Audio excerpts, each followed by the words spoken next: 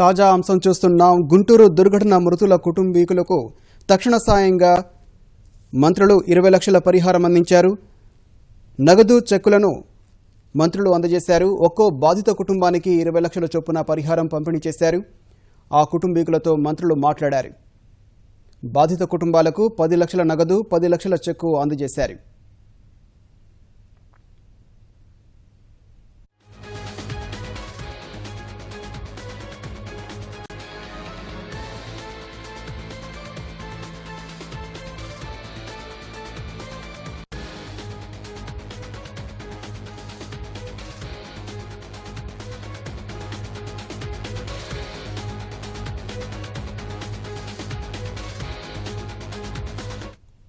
గుంటూరు లక్ష్మీపురం దుర్ఘటన మృతుల కుటుంబీకులకు మంత్రులు తక్షణ సాయంగా 20 లక్షల పరిహారం అందజేశారు. దీనికి సంబంధించి పూర్తి సమాచారాన్ని మా ప్రతినిధి శ్రీనివాస్ మోహన్ అడిగి తెలుసుకుందాం. శ్రీనివాస్ మోహన్, చెప్పండి, ఈ పరిహారం పెంపు విషయం గురించి వివరాలేంటి?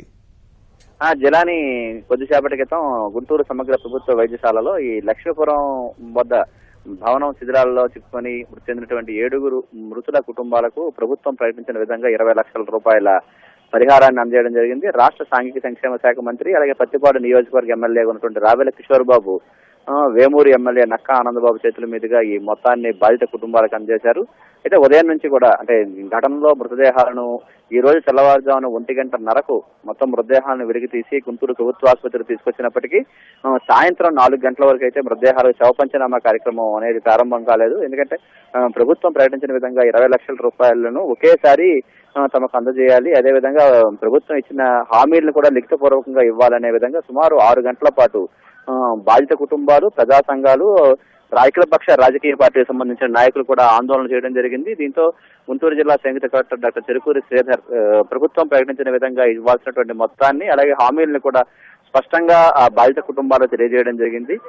దీని నేపథ్యంలోనే ఈ రోజు సాయంత్రం మొత్తం మృతదేహాలకు శవ పంచనామా ప్రక్రియ ప్రారంభం అవుతున్న సమయంలోనే 10 లక్షల రూపాయల నగదు, 10 లక్షల రూపాయల చెక్కు, ఒక్కో కుటుంబానికి 20 లక్షల రూపాయలు కూడా ప్రభుత్వం ప్రకటించిన పరిహారం అందించేందుకు కూడా అన్ని ఏర్పాట్లు చేశారు. అలాగే మృతులకు సంబంధించినటువంటి కుటుంబ సభ్యులందరినీ ప్రత్యేకంగా గుంటూరు ప్రభుత్వ ఆసుపత్రిలో వాళ్ళందరినీ సమావేశమై వాళ్ళకి సంబంధించినటువంటి సాధక బాధకాలను తెలుసుకొని, అలాగే జరిగిన ఘటన చాలా దురదృష్టకరమైన ఘటన, అందరూ విద్యార్థులు ప్రాణాలు కోల్పోయిన నేపథ్యంలో ప్రభుత్వం తీవ్ర దిగ్భ్రాంతి వ్యక్తం చేస్తూ కుటుంబాలకు ప్రభుత్వ పరంగా అన్ని విధాలా ఆదుకుంటాము, అలాగే ఒక్కో కుటుంబానికి ఎన్టీఆర్ గృహ నిర్మాణ పథకం ద్వారా ప్రాధాన్య క్రమంలో 3.5 లక్షల రూపాయల వరకు విలువ చేసే ప్రభుత్వం ప్రకటించిన విధంగా ఇంటి నిర్మాణాన్ని కూడా ప్రభుత్వమే చేపడుతుంది. అలాగే సంబంధించినటువంటి కుటుంబ సభ్యుల్లో కూడా ఒకరికి సాంఘిక సంక్షేమ ద్వారా శాశ్వత ప్రాతిపదికనే ఉద్యోగాలు కల్పించే విషయాన్ని కూడా ప్రభుత్వం తక్షణం చర్యలు తీసుకుంటుందనే హామీని కూడా ఇవ్వడం జరిగింది. ఈ 2 హామీలతో పాటు నగదు పరిహారాన్ని కూడా వెంటనే అందజేయడం కూడా